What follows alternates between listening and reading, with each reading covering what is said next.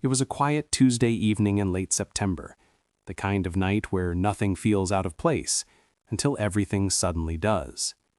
In a small apartment complex on the east side of Seattle, a neighbor hears shouting, then silence. Moments later, a single crash echoes through the hallway, and within minutes, what began as a love story would unravel into something far darker, a crime born out of jealousy, betrayal, and obsession. Her name was Maya Lane, 28 years old, ambitious, and endlessly kind. She worked as a marketing manager at a growing tech startup, loved by her coworkers and adored by her friends. To everyone around her, she had it all figured out. And then there was Daniel Reed, 31, a freelance photographer, with a charm that drew people in and a temper that sometimes pushed them away. They had been together for nearly 3 years, a relationship that started with passion but would end in tragedy. This is the story of how love turned deadly. When Maya and Daniel first met, it wasn't extraordinary, but it felt right. It was at a rooftop birthday party in downtown Seattle. The skyline glowed, the air buzzed with laughter, and among strangers, 2 people found something that felt like fate. Maya was drawn to his confidence, the way Daniel spoke about his dreams of traveling the world, capturing life through his lens. And Daniel, he admired Maya's calm energy. She made him feel seen, grounded, something he hadn't felt in years. Friends would later say they were inseparable from that night on. Brunches, weekend road trips, late-night walks by the pier. The kind of love that makes you forget the world outside. But looking back, those closest to them admit something else. Daniel's love was intense, maybe too intense. He called often. He wanted to know where she was, who she was with, what she was doing. At first, it felt protective. Later, it would start to feel controlling. Still, Maya brushed it off. After all, love isn't perfect, and Daniel, she thought, just cared too much. By the start of their second year together, friends began to notice the shift. What once looked like romance began to resemble routine, and not the kind built on comfort, but on control. Maya's friends described small changes at first. Missed dinners, canceled plans. She'd say Daniel wasn't feeling well, or that she was tired. But in quiet moments, her smile seemed forced, like someone performing happiness for the world. Daniel, meanwhile, had grown distant from his own friends. He worked freelance, so he spent most of his time at home. And when Maya wasn't around, he would scroll through her social media, looking at comments, messages, likes. He didn't say it out loud, but jealousy had begun to take root. One friend, Lena, later recalled a night when Maya confided in her. She said Daniel had shown up outside her office unannounced, just to walk her home. When Lena asked if that bothered her, Maya laughed it off, saying, "He just worries about me." But worry can turn to obsession, and love can start to feel like surveillance. By early 2023, Maya's world looked perfect from the outside. Her social media told a story of success, a new apartment, a recent promotion, a boyfriend who seemed endlessly supportive. But those closest to her noticed the difference between the posts and the person. Friends said her laughter had changed. Softer, shorter, careful. She avoided group events, stopped replying to messages right away. When they asked why, she'd smile and say, "Daniel doesn't like when I go out too much. He just worries." It was the same line. One afternoon, her friend Lena visited unannounced. She remembers Daniel answering the door, polite but cold. Maya appeared a few seconds later, eyes tired, voice quiet. There was no warmth in that apartment, just tension that hung in the air like dust. Lena later told police that Daniel never stopped watching Maya during that visit, every glance, every gesture. He didn't speak much, he didn't have to. But Maya was loyal. She believed people could change. She believed love could heal even the darkest parts of someone. And maybe deep down, she believed she could save him. The tragedy is, she never realized she was the one who needed saving. The argument that changed everything started small, like most do. It was a Friday evening in May. Maya had just returned from an after-work dinner with her team. Daniel had called her 3 times. She didn't answer any of them. When she walked through the door, Daniel was waiting. He wasn't yelling, not at first. He asked where she had been, who was there, why she hadn't picked up. Maya, exhausted, tried to explain it was just a work dinner. But his eyes told her he'd already decided it was more than that. Neighbors later told police they heard voices that night. Not shouting, more like a storm quietly gathering. One neighbor, Mrs. Parker, recalled hearing the phrase, "You're lying to me," followed by the slam of a door. After that, silence. Over the next few weeks, their relationship became a cycle of calm and chaos. Daniel would apologize, promise to change, shower him with gifts, and for a while, he did. He cooked, he smiled, he planned trips. But under every apology was suspicion, the kind that doesn't fade, only hides. By the start of their second year together, Maya had made a decision. She confided in Lena that she wanted to leave. She had even looked at new apartments, but she wasn't sure how Daniel would react. And that uncertainty would become her greatest mistake. June 12, 2022. A Saturday night that began like any other. Maya had spent most of the afternoon at her sister's apartment, laughing, talking about her plans to move out. She told Lena she'd already found a place, a new start. She was nervous, but hopeful. That evening, around 8:45 p.m., her phone buzzed. It was Daniel. His message read simply, "We need to talk." Maya hesitated. Her sister noticed the change in her expression. She asked if Maya was okay. Maya smiled, said, "It's fine. I just want to get it over with." Those were her last known words to her family. Maya arrived at their shared apartment just before 9:30 p.m. Security footage from the building shows her walking in, denim jacket, phone in hand, carrying a small bag. She doesn't look scared, just determined. What happened next remains partly a mystery. Neighbors in the unit next door reported hearing muffled arguing, a man's voice, low and intense, and a woman's voice trembling but firm. Then, around 10:15 p.m., a loud crash. One neighbor thought it was furniture. Another thought it was someone falling. By 10:20, the building's hallway camera captured Daniel stepping out briefly, looking both ways, then going back inside. The next footage of that door opening would be the following morning, when police arrived. At 11 p.m., Maya's phone went offline. Her sister's calls went unanswered. By dawn, Lena's worry turned into panic. She called Daniel first, no response. Then she called the police. When officers arrived at 7:48 a.m., Daniel opened the door. Calm, his voice steady. He said, "She's gone." He claimed they argued, she left, and he hadn't seen her since. But detectives noticed something. His hands were shaking, not from grief, but from something else. Fear, perhaps. The apartment told a different story.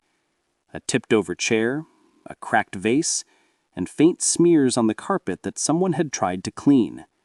Forensic experts later confirmed traces of blood, small but telling.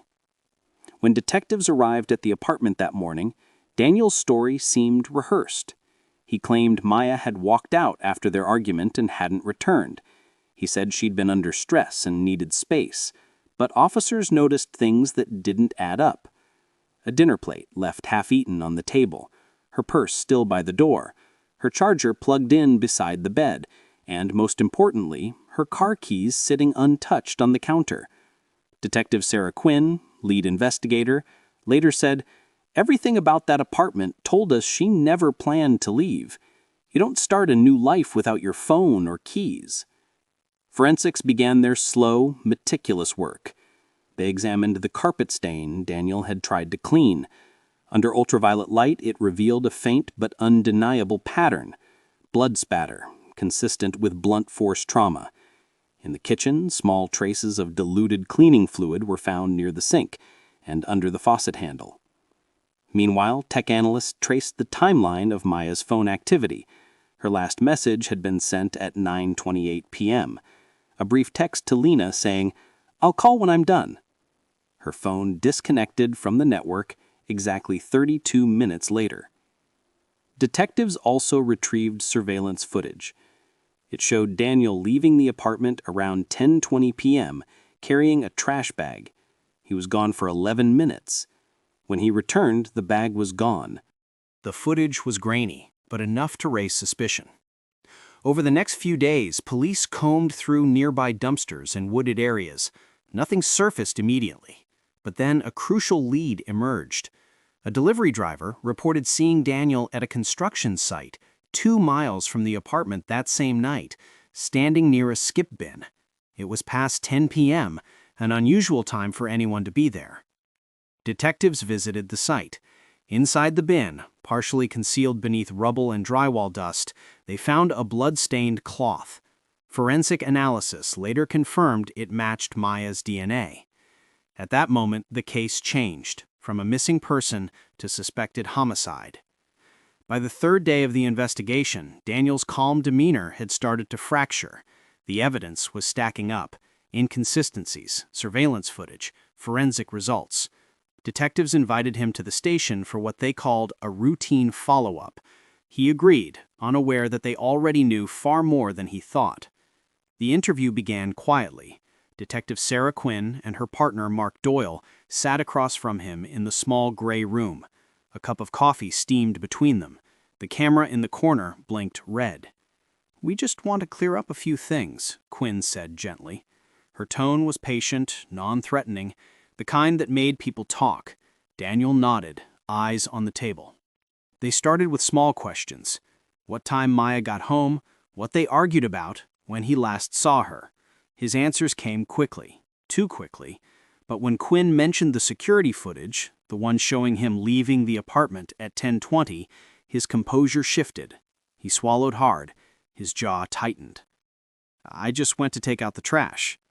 But when shown the photo of the construction site, his silence filled the room. "We found a cloth there," she said softly. "It has Maya's blood on it." For nearly a full minute, Daniel didn't move. The ticking of the wall clock became unbearable. Then, in a low voice, he whispered, "It was an accident." He claimed they argued that Maya had pushed him first, that she fell and hit her head. But forensic analysis would later prove otherwise. Her injuries were not consistent with a fall. Still, in that room, the confession cracked open the facade he'd held for days. Daniel broke down. He admitted he panicked, cleaned the scene, and disposed of evidence, but he insisted he never meant to hurt her. Detectives listened, their expressions unreadable. They'd heard this story before: remorse without responsibility. When the recording ended, Daniel sat back in silence. Outside the room, Quinn exhaled slowly. She later described it as the quietest moment of her career, the point where justice began, but closure felt impossibly far away. The trial of Daniel Harris began 6 months after his arrest. The courtroom was packed: journalists, neighbors, Maya's family, all waiting to hear what really happened that night. The prosecution painted a clear picture, one of obsession, jealousy, and control. They described how Daniel's temper had grown over time, how his fear of losing Maya had turned to rage.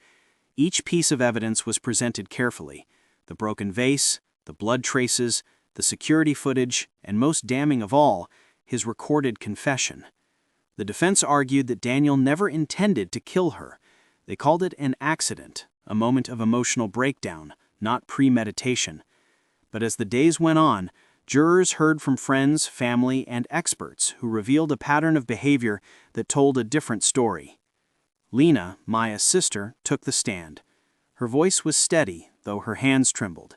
She described the calls, the messages, the fear Maya had felt in the weeks leading up to her death. When asked if Maya ever said she was afraid of Daniel, Lena answered softly, "Not afraid of him hurting her, afraid of what he might do if she left." Detective Sarah Quinn testified next, her professionalism unshaken. She recounted the investigation step by step, from the apartment search to the moment Daniel confessed. Her testimony was methodical, unemotional, yet every detail cut deep. The courtroom grew silent when the prosecution played the interrogation footage. The moment Daniel said, "It was an accident," echoed across the room. Some jurors looked away. After 3 weeks of testimony, the closing arguments were delivered. The prosecutor's final words lingered long after he sat down. Maya didn't die because she fought. She died because she tried to leave. The jury deliberated for 11 hours. When they returned, the verdict was unanimous: guilty of second-degree murder. Daniel Harris was sentenced to 25 years in prison. He showed little emotion as the sentence was read, only a faint nod as if he knew this ending all along. For Maya's family, justice brought relief, but not peace. Outside the courthouse, Lena spoke to reporters. Her words were simple: "This isn't closure. It's the beginning of living without her." In the months after the trial, life in the small community slowly returned to routine.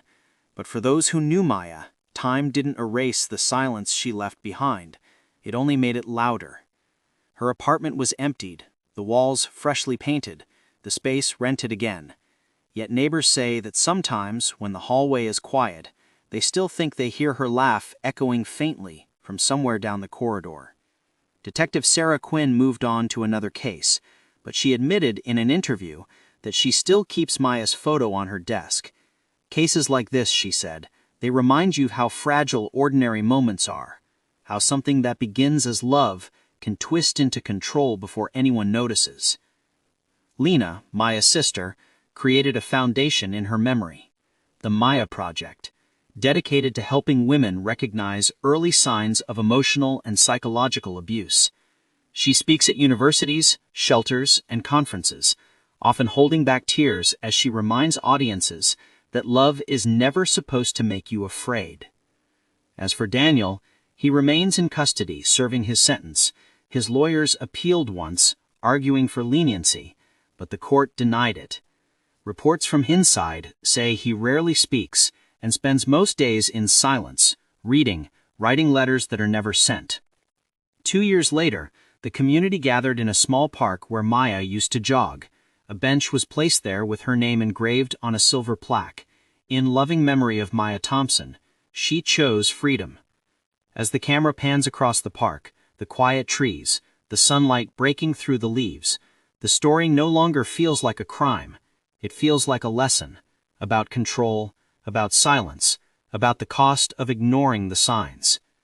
Because in the end, Maya's story isn't just about what happened to her. It's about what still happens, behind closed doors, in quiet apartments, between two people who once said, "I love you." And it's a reminder, sometimes the most dangerous place to be is not outside, but at home.